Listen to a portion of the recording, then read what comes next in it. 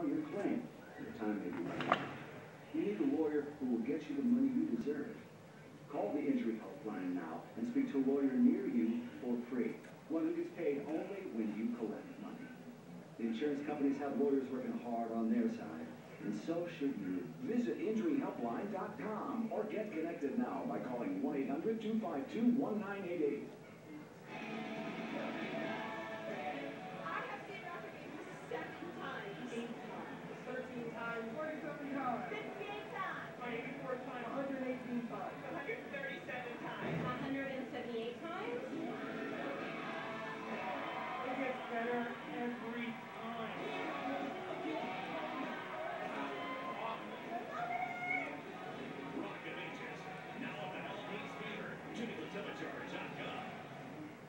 News 12 Brooklyn is brought to you in part by Footprints Cafe, home of the Rasta Pasta, 718-265-2530, footprintscafeusa.com.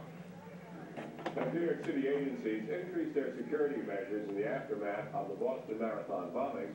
News 12 spoke with two NYPD veterans and Monroe College criminal justice professors who stressed how important public participation is in avoiding future attacks.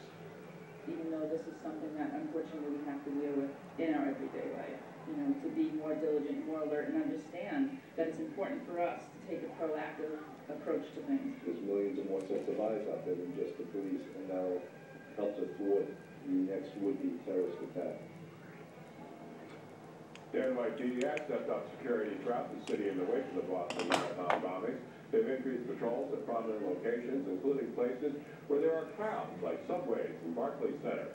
Governor Cuomo also told state agencies to be on heightened alert. We spoke to strap hangers about the increased security measures. I think it doesn't matter one way or the other. If a bomber's intent on doing harm, they're going to find a way to do it like they did in Boston. People just need to keep a lookout for suspicious stuff. Because it could be anybody. They can look regular people. It could be anybody. We don't know who it is. Again, authorities have said that there are no specific threats against the city. They encourage people to be aware of their surroundings. Sarah News 12 Brooklyn for the very latest updates on the Boston Marathon bombing. Do you have to deal with long lines at the post office? Well, many Bed-Stuy residents share your frustration. Our Dana Arshan went to a Fulton Street post office where customers say they don't want to wait any longer. You can never be in and out. If you come in here, be prepared to spend 1 hour.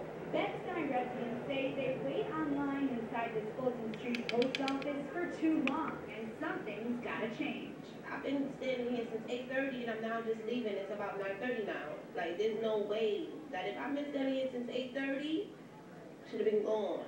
Community Board 3 chairperson Henry Butler says neighbors who frequent the post office have been complaining about poor service and long lines for as long as he can remember. To be blunt, it's a horrible experience. You go in there, the lines are long. You try to complain to management, no response from management. The attitude of the workers. Now, I went inside the post office myself without a camera to check out the situation, and I can tell you there was just one long line wrapping around the entire post office, and there was also only one teller working. Many people I spoke with say they have to allot a certain amount of time every day just to make a visit to this post office. It's kind of frustrating at times when you need to rush somewhere, so I need to feel like they're coming out ahead of time just to mail something at the post office. While we weren't permitted to go inside the post office, a USPS representative says last week at a Bed-Stuy meeting, the issues were brought to their attention. Quote, presently, postal officials are examining possible solutions to address individual customer needs and ways to improve service. While frustrated customers say they can only hope change is on the way. I think they could do a little better. That's just my opinion, you know, and a lot of people share that opinion. Reporting from Bed-Stuy, Dana Arshan, News 12, Brooklyn. This brings us to our question today. Are there long lines at your local post office? Vote at news12.com or channel 612 on Optimum TV.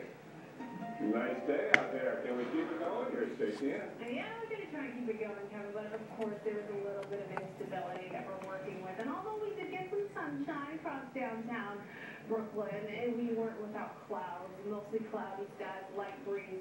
And there's also a chance of some light showers. It was a hit or miss, you may or may not have noticed. Passing of a cold front, that's what's adding to the instability. And later on tonight, we're looking at about after midnight or so, we're expecting a few showers to pass through. Taking look now. We have clouds, and then once we get into about the 2, 3 o'clock hour, we have a few light showers, and then things really do clear out. In time for that morning rush. Your morning commute should be okay, generally speaking, and then we eventually have those clouds clear out. We'll have some sunshine throughout the day, and winds lightening up and shifting gears, becoming more northwesterly. A little bit of a cool down with the passing of that cold front by Wednesday, but only to go back up again. We're looking at temperatures near 70 by Friday. Overnight, not too bad, nice and comfy. We'll have more news after that.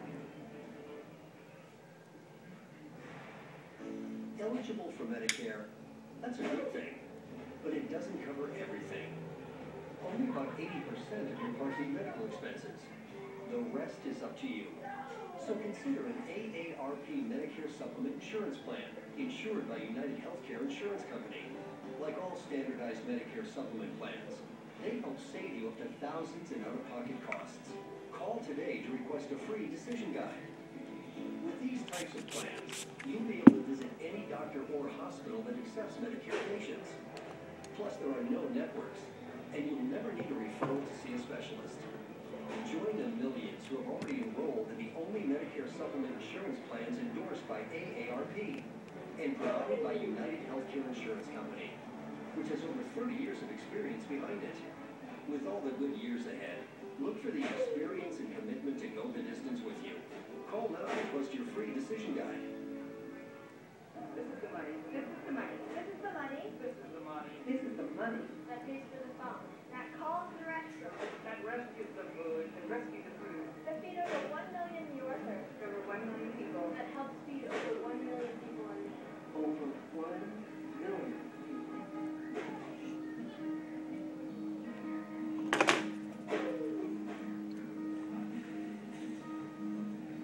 It's easy to help. Visit cityharvest.org. What's the best thing you can get from a college education? Some say it's a degree, or the chance to build leaders. For me, it's the confidence that I made the right choice. The question was not, what do I want to do? It was, where can I do what I want and do it right?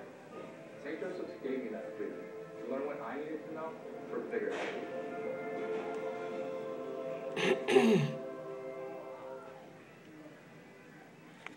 Welcome back to News 12 Brooklyn. I'm Alicia Laventure. The president speaking from the White House today about the Boston Marathon bombings says authorities are investigating it as an act of terror. The comments come after a briefing by his national security team. The president's called the bombing cowardly. The American people refuse to be terrorized. Because what the world saw yesterday, the aftermath of the explosions, were stories of heroism and kindness and generosity and love. Exhausted runners who kept running to the nearest hospital to get blood, and those who stayed to tend to the wounded, some tearing off their own clothes to make tourniquets. The first responders who ran into the chaos to save lives. The men and women who are still treating the wounded at some of the best hospitals in the world. And you may notice extra security while moving around the city today. The mayor and police commissioner spoke about heightened security measures. They say there's no threat to our area, but they still encourage New Yorkers to remain on high alert. They're also pledging to help Boston authorities with whatever they may need. Mayor Bloomberg says despite security concerns, New Yorkers should continue to go about their everyday lives. But we must remain vigilant for the future, and we are vigilant. The fact is, there remain people who want to attack us. And the moment that we let our guard down, the moment we get complacent, the moment we allow special interests to shape our security strategies, is the moment that the terrorists are waiting for. Over in Queens, LaGuardia Airport is fully open again after a security scare led authorities to evacuate a terminal. The Port Authority of New York and New Jersey says someone called police after noticing wiring poking out from a fluorescent light fixture. In response, part of the airport's main terminal was cleared out around 10:30 this morning. It reopened about an hour later. At the Capitol yesterday, members of the U.S. House called a moment of silence for the victims of the Boston Marathon bombing. Congressional leaders are calling the bombings an act of terrorism, and like President Obama, they vow to bring the perpetrators to justice. Astronauts at the International Space Station shared their condolences for the victims of the Boston attacks. Canadian astronaut Chris Hadfield posted this picture on Twitter showing Boston from space last night. Stay with News 12 as we follow the latest developments coming out of Boston. And just one day after the Boston attack is the anniversary of the deadliest single gunman shooting rampage in our nation's modern history. Today marks 6 years since the Virginia Tech shootings. In 2007, a 23-year-old college student went on a shooting spree, killing 32 people before taking his own life.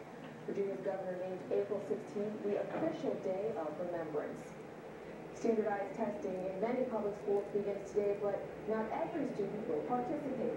News 12's Katie Lessler caught up with one family, or among hundreds of other families boycotting these exams. Kaya Harrison's off to school for what her mother calls another day of stress. The test, the test, the test. Kaya's mother, Janine, says that's all her daughter talks about because for the last couple of weeks, that's all they've been doing in school, prepping for the state's standardized tests.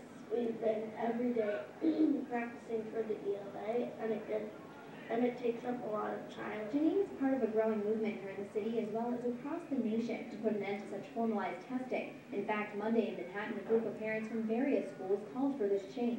She said that she and many of the other parents would rather see the kids tested or instead evaluated in another format that's more individualized. But Chancellor Walcott insists on the importance of these tests, saying they tell us where students' strengths and weaknesses are so that we can help them develop and ultimately succeed now and later in life. And to an extent, this mom agrees. The children need to be assessed, and I think that assessments are important, but this type of assessment is not real. As Janine continues to lobby for change, her daughter Kaya will opt out of this year's testing. Stop the test. Reporting from Carroll Gardens, Katie Lessler, News